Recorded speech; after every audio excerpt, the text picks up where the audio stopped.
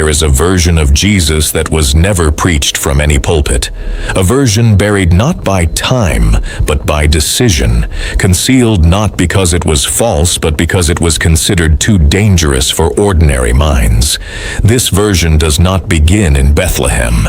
It does not begin with a manger or a star. It begins in silence, in a place before place, in a light so absolute it has no opposite. And the ancient texts that describe this version of Jesus have spent centuries under lock, under flame, under the weight of deliberate forgetting. Until now, the question you need to carry with you is this: if the God of this world is not the highest God, then who exactly was Jesus serving? Hold that question. The answer will change everything you thought you understood. In 1945, an Egyptian farmer named Muhammad Ali al-Saman made a discovery near the cliffs of Jabal al-Tarif that would quietly fracture the foundation of Western religious history. Buried in a sealed ceramic jar were 13 leather-bound codices, 52 texts written in Coptic, copied from even older Greek originals, texts that had been hidden from the world for roughly 1,600 years. These were the Nag Hammadi scriptures, and scholars who first translated them used a single word over and over again to describe what they found inside. Shocking, because these texts did not describe a simple carpenter who died for sin and rose again. They described a cosmic war, a divine tragedy, a fall so ancient it predates the physical universe itself, and at the center of this war stood figures that mainstream religion had either demonized or erased entirely: the Demiurge, the Archons, the Monad, and a Jesus whose mission was nothing like the one you were taught. To understand any of this, you must first understand what the Gnostics believed sat at the very top of existence. They called it the Monad, not a god in the traditional sense, not a being who demands worship or punishes transgression. The monad, as described in texts like the Apocryphon of John, is pure, boundless light. It is the one that contains all potential without yet being anything specific. It has no face, no voice, no desire for sacrifice. The Apocryphon of John describes it this way: it is the invisible spirit, the immeasurable light, pure and holy, immeasurable and unlimited, incomprehensible and eternal. From this monad, divine emanations poured outward like light through a prism. These emanations were called aeons, spiritual realities, aspects of divine intelligence, and together they formed what the Gnostics called the pleroma, the fullness. This was the true heavenly realm, not the sky above your head, not clouds and gates, something so far beyond physical description that human language collapses trying to hold it. And then something went wrong. One of the aeons, named Sophia, meaning wisdom, made a movement, an impulse. She desired to know the source of all things without the consent of the full divine assembly. And in that solitary reaching, something fell from the pleroma, a distorted creation, an unintended birth. What emerged was called the Demiurge. In the Apocryphon of John, this figure is named Yaldabaoth. He is described as having the face of a lion and the body of a serpent. He is the first ruler, and crucially, he is described as ignorant, not evil in a theatrical sense, ignorant. He does not know that he is a fragment, a mistake, a shadow of something greater.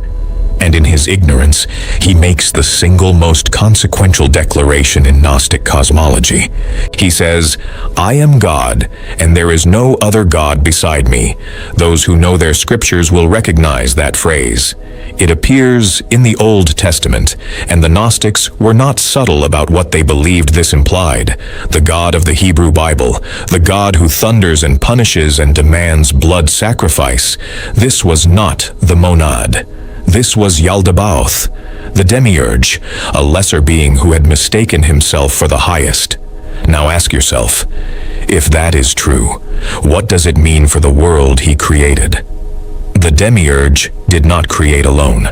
He fashioned a hierarchy of lesser rulers to govern the material realm. These were the Archons. The word comes from the Greek for rulers or authorities.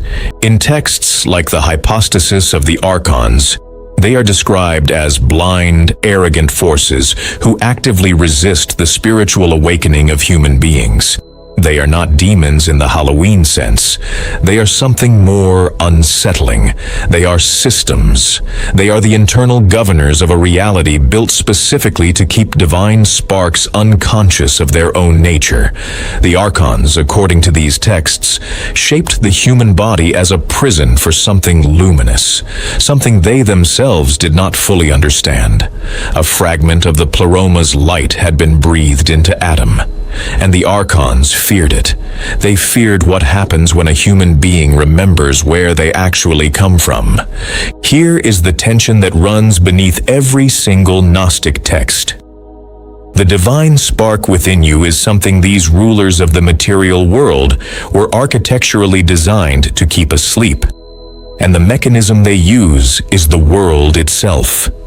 Distraction, attachment, the grinding weight of ordinary life, the insistence that what you see is all there is. Those who have ever felt a profound, inexplicable sense that this reality is not the full picture will understand exactly why these texts were buried. This is where Jesus enters the Gnostic cosmology, and this is where the story becomes, depending on your perspective, either profoundly liberating or deeply controversial. In texts like the Gospel of Judas, the Gospel of Philip, and the Gospel of Mary Magdalene, Jesus is not primarily a sacrificial lamb. He is a revealer, a messenger sent not from the Demiurge, but from the monad itself, from the true, boundless, silent God that exists entirely above and beyond the God of this world. His mission was not to appease a deity with blood. It was to awaken, to transmit gnosis, direct experiential knowledge of the divine spark within every human being. In the Gospel of Philip, Jesus is described as having come to ransom some, to save others, to redeem others. But the mechanism is not sacrifice, it is illumination. The text describes how those who receive light become light. In the Gospel of Judas, Jesus laughs. He laughs at the disciples when they pray, because in this text, their prayers are directed unknowingly to the Demiurge, to Yaldabaoth, and Jesus alone among them understands what Judas is beginning to grasp. What does it mean to you that this version of the gospel existed? That early Christians read it, copied it, carried it, and considered it sacred before it was condemned and buried? The physical body, in Gnostic thought, was a creation of the Archons. The material world was a creation of the Demiurge. And so a Jesus who was entirely material, entirely subject to the laws of this realm, could not have been the messenger from beyond it. This is why many Gnostic texts teach a doctrine called Docetism, from the Greek word meaning to seem. Christ did not truly suffer in the flesh, they argued, because the Christ was not truly in the flesh.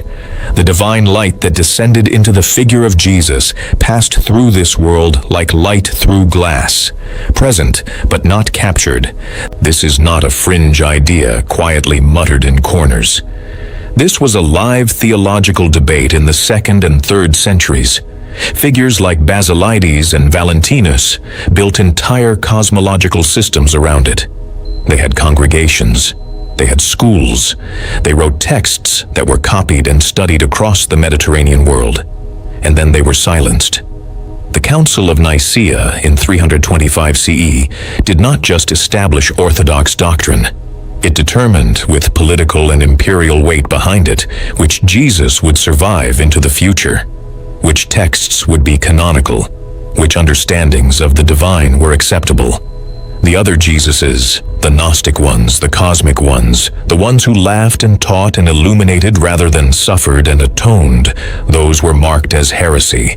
Their texts were ordered destroyed, but some were not destroyed. Some were hidden, buried in jars in Egyptian cliffs, waiting for a moment in history when the world might be ready. Here is the delayed truth this script promised you at the beginning. If the Demiurge is the god of this world, and if Jesus came from beyond this world, then the crucifixion in Gnostic terms is not a victory of the divine plan. It is evidence of the Archonic system doing exactly what it was designed to do: suppressing, destroying, eliminating the messenger. But the Gnostics believed the messenger could not ultimately be destroyed, because what the messenger carried was not a body. It was light, and light, once transmitted, cannot be undone. The gnosis Jesus carried was already inside the people he spoke to. He was not installing something new. He was reminding them of something ancient, something that predated the Demiurge, predated the Archons, predated the material universe entirely. That is what made him dangerous. Not politics, not blasphemy laws. The idea that every human being, without intermediary, without institution, without sacrifice, already carries a fragment of the true divine fire. That idea, more than any other, is what 2 millennia of institutional religion has worked hardest to bury. Consider for a moment what this means for you, sitting here now.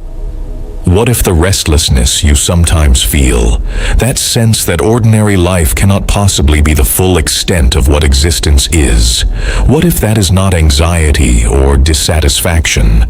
What if that is the spark recognizing the cage? The Gnostics believed that recognition was itself the beginning of liberation, not a ritual, not an institution, a remembering.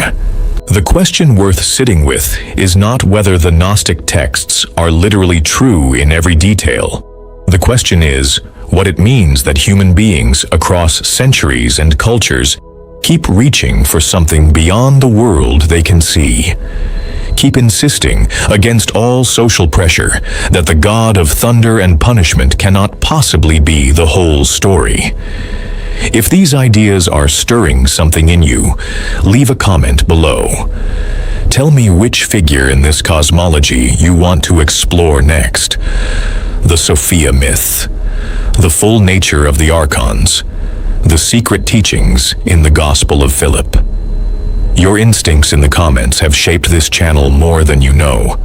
And if you feel this knowledge deserves a wider audience, sharing this video is how that happens.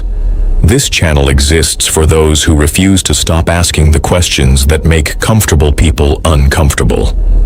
In the end, what the ancient texts say about Jesus, the Demiurge, the Monad, and the Archons is not a historical curiosity. It is a map, drawn by people who believed that the most important journey a human being can take is not across geography or through institutions, but inward, through the layers of constructed reality, through the noise of a world built to distract, toward a silence so complete it contains everything. The Monad does not call to you with thunder. It calls to you with the quiet certainty that you are more than what this world has told you that you are. The next video will take you further in, and what we uncover next may be the piece of this puzzle that finally makes the entire picture clear.